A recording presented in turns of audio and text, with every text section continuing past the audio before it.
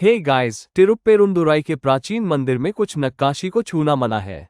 जैसा कि आप देख सकते हैं, उन्हें पिंजरों में रखा गया है। क्यों? कुछ लोग कहते हैं कि वे एक तरह की अजीब ऊर्जा उत्सर्जित करते हैं, जैसे इलेक्ट्रोस्टैटिक ऊर्जा, और जब लोग इन मूर्तियों को छूते हैं तो उन्हें झटका महसूस होता है। अन्य लोगों का कहना है कि ये दुर्लभ प्राचीन नक्काशी है और फैंस उन्हें लोगों द्वारा क्षतिग्रस्त होने से बचाती है। लेकिन फैंस के अंदर जो कुछ है वो वाकई हैरान कर देने वाला है। ये देवता दैवीय नहीं दिखता, बल्कि उसके मुंह से नुकीले दांत निकले हुए हैं और उसकी नाक लगभग एक पक्षी की चोंच जैसी दिखती है।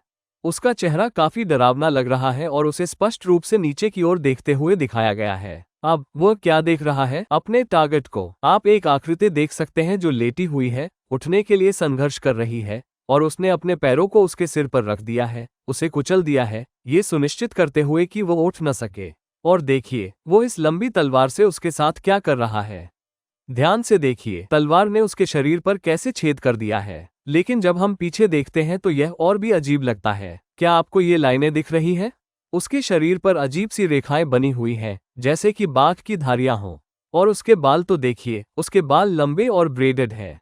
क्या ये कोई औरत है और हम इसे हमेशा से ही मर्द समझते आए हैं? नहीं, अगर आप सामने से देखें तो ये बिल्कुल स्पष्ट है कि वह एक पुरुष है, लेकिन उसकी पीठ पर धारियां हैं और उसके बाल लंबे और लटों में बंधे हुए हैं। और इससे भी अधिक अजीब बात यह है कि इसमें एक और लंबा जोड़ा है, जिसके ऊपर बालों का एक गुच्छा भी है। वो कौन है और उसे सलाखों के पीछे क्यों रखा गया है? उसका नाम किरात है। हाँ, तमिल भाषा में एक साइन बोर्ड है जिस पर उसका नाम किराथन लिखा है। और मुझे यकीन है कि आपने इस नाम को पहले कभी नहीं सुना होगा, भले ही आप एक कट्टर हिंदू हो। ये शब्द किराता का संशोधित रूप है, जिसका अर्थ है पहाड़ों में रहने वाला शिकारी। प्राचीन भारतीय ग्रंथों के अनुसार अर्जुन एक सुअर पर बाण चलाता है, लेकिन वह देखता है कि उसी समय एक और बाण सुअर पर लग गया है। इसके बाद अर्जुन की मुलाकात किरात नामक एक अजीब शिकारी से होती है और वे दोनों दावा करते हैं कि वे ही सुअर के असली मालिक हैं। अर्जुन शिकारी से लड़ता है और उसे एहसास होता है कि शिकारी बहुत शक्तिशाली है। वो वास्तव में भगवान शिव है, और जब अर्जुन उनके सामने झुकते हैं तो भगवान शिव उन्हें पाशुपतास्त्र नामक एक शक्तिशाली हथियार देते हैं।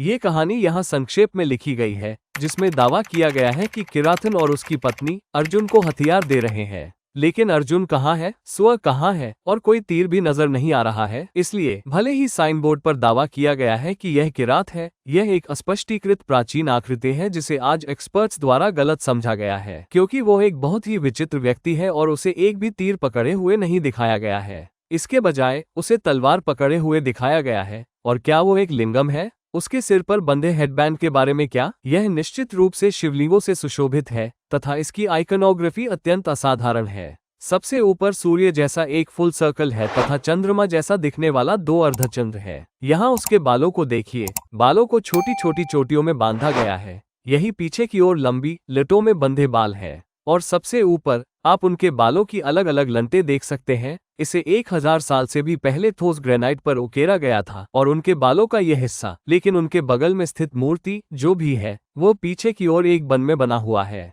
सलाखों के पीछे और भी अजीब है। भले ही वे काफी पुरानी है, लेकिन उसके बारे में कुछ बहुत नया है। अब क्या आपने उनके नाखूनों पर ध्यान दिया? महिलाओं के नाखून कब से बहुत लंबे और बेतरतीब होने लगे, जिससे वे सामान्य काम भी नहीं कर पाती, जैसे कि कोई सामान उठाना। संभवतः लंबे नाखून का आंदोलन आधुनिक समय में शुरू हुआ और यह संभवतः अमेरिका या यूरोप में शुरू हुआ, है ना? नहीं, उन्हें देखिए, उनके नाखून बहुत लंबे हैं। उनके अंगूठे का नाखून देखिए। मुझे नहीं लगता कि वे बिना चोट पहुंचाए बच्चे को उठा सकती। तो प्राचीन भारतीय महिलाएं शायद आज की महिलाओं की तरह ही फैशन के प्रति जुनूनी थीं। लेकिन क्या आपने उनके बैग पर ध्यान दिया? आजकल ये शीर्ष स्तर का फैशन है। इसे क्रोशिया बकेट बैग कहा जाता है और आप सभी फैशन परिस्तों को इसे पहने हुए देख सकते हैं। और ऊपर की ओर बने उस सुंदर बालों के बन को देखिए, और यदि आप जूम इन करेंगे तो आप उनके बालों की एक एक लट देख सकते हैं। और उनके आभूषण, मैं आपको ये भी नहीं बता सकता कि उन्होंने कितने आभूषण पहने हैं। ठीक है, उन्होंने ऊपर एक आकर्षक हेयर क्लिप पहना हुआ है। उन्होंने सभी प्रकार के हीरे और रत्नों से जड़ी एक आकर्षक हेडड्रेस पहन रखी है। उनके कानों में झुमके हैं, एक जोड़ी नहीं बल्कि 1, 2, 3 जोड़ी झुमके। और क्या आपने उनकी गर्दन पर ये देखा? इसे चोकर कहा जाता है और हमें लगता है कि हमने ही इस बेहद फैशनेबल नेक क्लैस्प का आविष्कार किया है जो गर्दन को कसकर पकड़ता है। हमारा मानना है कि चोकर्स हाल के समय में निर्मित अत्याधुनिक फैशन आभूषण है। फिर भी हम 1000 साल से भी पहले बना एक चोकर देखते हैं और देखिए कि इसे कैसे एक क्लैस्प के रूप में दिखाया गया है, जिसे खोला जा सकता है और गर्दन पर बांधा जा सकता है। और उसके नीचे एक पतली सोने की चेन है, उसके नीचे एक मोतियों की नेकलेस है, मोतियों के अलग अलग मनकों को देखिए। उसके नीचे एक बड़ी सोने की चेन है, लेकिन इसमें एक चौकोर पेंडेंट है, जिसमें एक रोम्बस है, जिसमें एक और स्क्वायर है, जिसमें एक सुंदर रत्न जड़ा हुआ है। और उसके नीचे आप एक विशाल 2 धागे वाली सोने की चेन देख सकते हैं। अब इसे तमिल भाषा में रेट्टाई वरचंगिली कहा जाता है और भारत में महिलाएं अभी भी इस प्रकार के आभूषण पहनती हैं। और इन सबके ऊपर उन्होंने एक और मोतियों वाली चेन पहन रखी है, जिसके नीचे एक बड़ा पेंडेंट दिखाई दे रहा है। और अगर आप देखें कि उन्होंने अपनी बाजुओं पर क्या पहना हुआ है, तो वो और भी अधिक अद्भुत है। आइए इस हाथ पर ध्यान केंद्रित करें, क्योंकि दूसरा हाथ बैग द्वारा ब्लॉक किया गया है। उन्होंने कंधे पर आभूषण पहना हुआ है, क्या आपने इसके बारे में सुना भी है?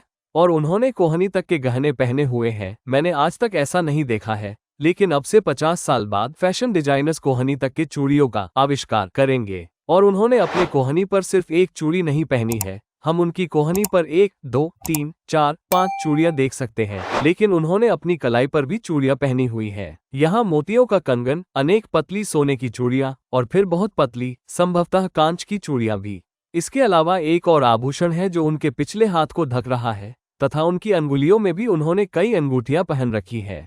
मुझे लगता है कि यदि मंदिर के अधिकारी इस पिंजरे को खोल दें और लोगों को इसे देखने दें, तो दुनिया भर से सभी फैशन डिजाइनर्स इस प्राचीन भारतीय महिला से सीखने के लिए आएंगे। और क्षमा करें दोस्तों, मैं यह नहीं बताना चाहता कि उन्होंने कमर पर कितने सारे आभूषण पहन रखे हैं। आखिर इन प्राचीन लोगों के पास कितना सोना और हीरे थे? यहाँ सोने से बनी एक ठोस, लगभग रेक्टेंगुलर बेल्ट जैसी चीज है। उसके नीचे एक मनकादार कमरबंद है, जो कई तरह के मोतियों से बना है। उसके नीचे एक और वेस्ट बैंड है, लेकिन उसके नीचे घंटियां लटक रही हैं। कल्पना कीजिए कि जब वे घूम रही होंगी तो कितना सुंदर दृश्य होगा। आप न केवल अपनी आंखों से आनंद ले रहे होंगे, बल्कि आपके कान भी, जब भी वे एक कदम चलेंगी, आपको घंटियों की झनकार सुनाई देंगी।